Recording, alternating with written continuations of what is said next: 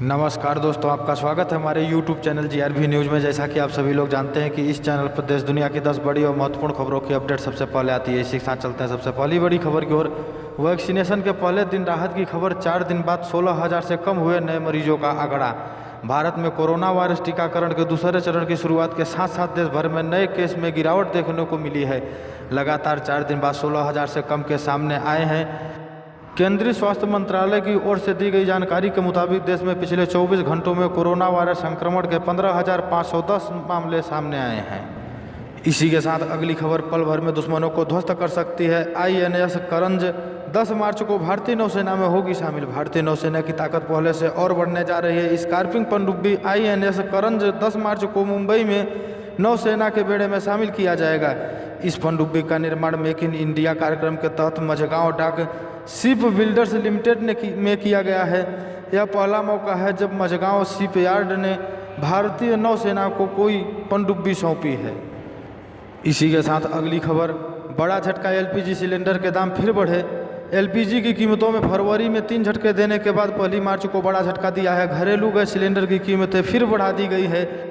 आज पेट्रोलियम कंपनियों ने गैर सब्सिडी वाले 14 किलो 200 ग्राम सिलेंडर का दाम 25 रुपये महंगा कर दिया है। अब दिल्ली में LPG सिलेंडर की कीमत 794 रुपये से बढ़कर 819 रुपये हो गया है।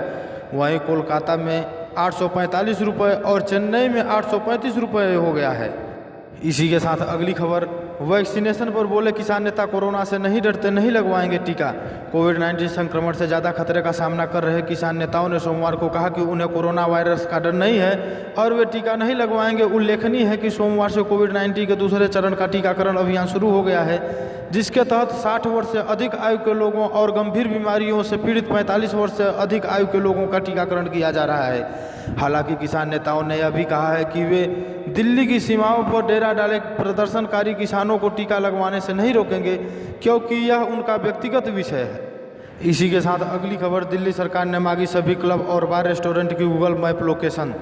दिल्ली आबकारी विभाग ने शहर के सभी क्लब, रेस्तरां और होटल मालिकों को निर्देश दिया है कि वे डिजिटल मैप तैयार करने के लिए गूगल मैप का इस्तेमाल कर अपने प्रतिष्ठानों की लोकेशन शेयर करें। अधिकारियों ने बताया कि विभाग का कहना है कि इन निर्देशों का पालन न करने को गंभीरता से देखा जाएगा। राजधानी में 1000 से अधिक ऐसे होटल, क्लब, रेस्टोरेंट और बार हैं जिनके पास अपने ग्राहकों को शराब परोसने के लिए एक्साइज लाइसेंस है। इसी के साथ अगली खबर। टीकाकरण पर स्वास्थ्य मंत्री हर्षवर्धन बोले, खुराक लेने के 4 या 10 दिन के बाद की मौत को वैक्सीनेशन से नहीं जोड़ सकते। केंद्रीय स्वास्थ्य मंत्री डॉक्टर हर्षवर्धन ने कहा कि अगर खुराक लेने के 4 या 10 दिन के बाद किसी की मौत हो जाती है तो उसे टीकाकरण से नहीं जोड़ सकते हैं। देश में टीका लगने के बाद सामने आए मौत के मामलों पर केंद्रीय स्वास्थ्य मंत्री ने कहा कि हर मौत की जांच की गई है। हाई पावर समिति इसका मूल्यांकन करती है। अभी तक ऐसा कोई मामला सामने नहीं आया है जिसका वैक्सीन से कोई लेना देना हो। स्वास्थ्य मंत्री ने कहा कि सूजन या फिर बुखार जैसे साइड इफेक्ट नॉर्मल चीज़ है। यह कभी कभी सामान्य टीकाकरण के दौरान भी होता है।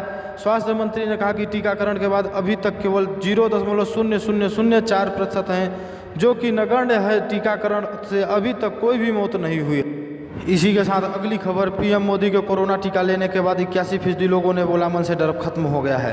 कोरोना महामारी के इस दौर में जब वैक्सीन आई तो लोगों ने राहत की सांस ली, पर मन में डर और चिंता थी। लोगों को वैक्सीन पर विश्वास न हो रहा था। कई तरह की अफवाहें भी फैलाई गई। सोमवार को दिल्ली एम्स में PM मोदी को भारत बायोटेक की बनाई कोविड वैक्सीन कोवैक्सीन को लगाई गई। कोवैक्सीन को लेकर विपक्ष की ओर से सवाल भी खड़े किए जाते रहे हैं। ऐसे में PM मोदी के कोवैक्सीन लगने के बाद रणनीति शुरू तो बदल ही गई, आम लोगों के मन में भी भरोसा हो गया। यहीं पे समाचार समाप्त होता है। इसी प्रकार के समाचार को पाने के लिए इस चैनल को सब्सक्राइब करें और ज़्यादा से ज़्यादा शेयर करें।